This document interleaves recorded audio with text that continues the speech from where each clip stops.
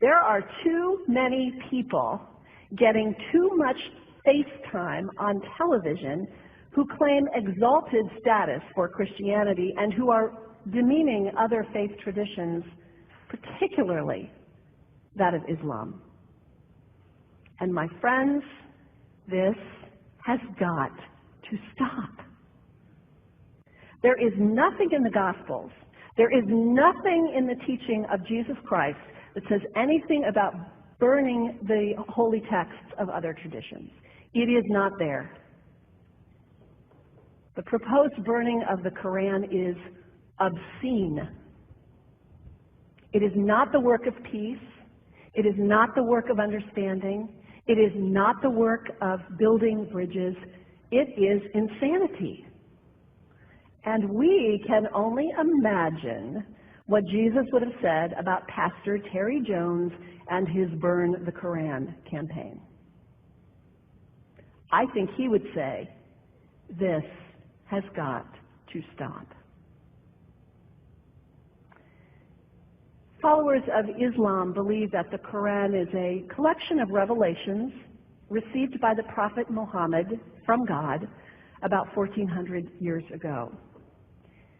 They believe that Muhammad was the last of a series of prophets and teachers and messengers that included Adam, Moses, Jesus, Abraham, all names revered by us as well. The word Islam means peaceful surrender to the will of God.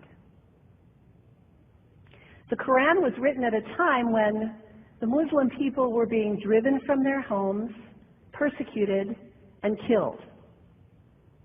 The Old Testament was written at a time when Jewish people were being driven from their homes, persecuted, and killed. And religious scholars will tell you that most holy scriptures have stories of war and violence in them.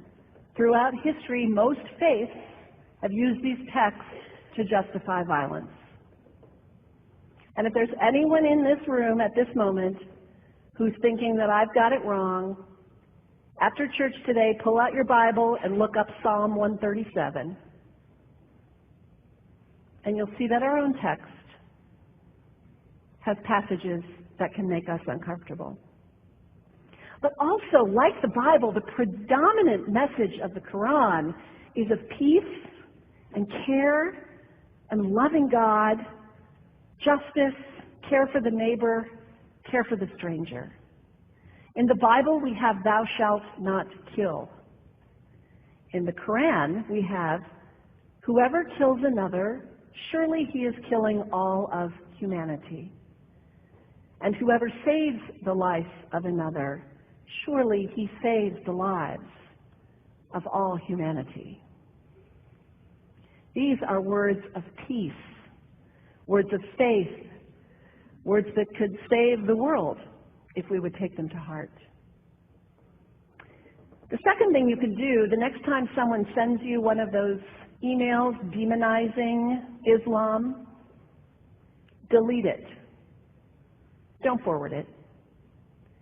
Don't participate in the stereotyping. Don't give in to your fear. It's okay to be a little afraid. We all have those emotions. Just don't give into it. Don't sign on for it. Don't focus on this tiny group of extremists who commit acts of violence. Focus on the hundreds of millions of Muslim people in the world who are people of faith, whose priorities and concerns and families are not so different from your own.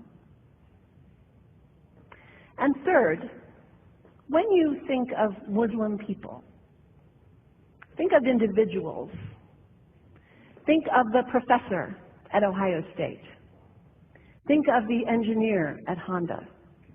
Think of the teacher at the elementary school down the street. When you think of Muslim people, remember those who died on 9/11, not the hijackers. There was only a handful of them. Remember Mohammed Sunhami Hamandi. He was born in Pakistan. He came to the United States as a small child with his parents. He played high school football. He went to college. He became a part-time ambulance driver. He died, this Muslim young man, on 9/11, trying to rescue people and save lives. When you think of Muslim people, remember Mohammed Salahuddin Cloudhurry. He was a waiter at Windows on the World, which was at the top of the World Trade Center. He died that day. His wife had their baby 2 days later. One of the ladies at the 8:30 service this morning said to me after, maybe we should declare September 11th, buy a Quran and read some of it.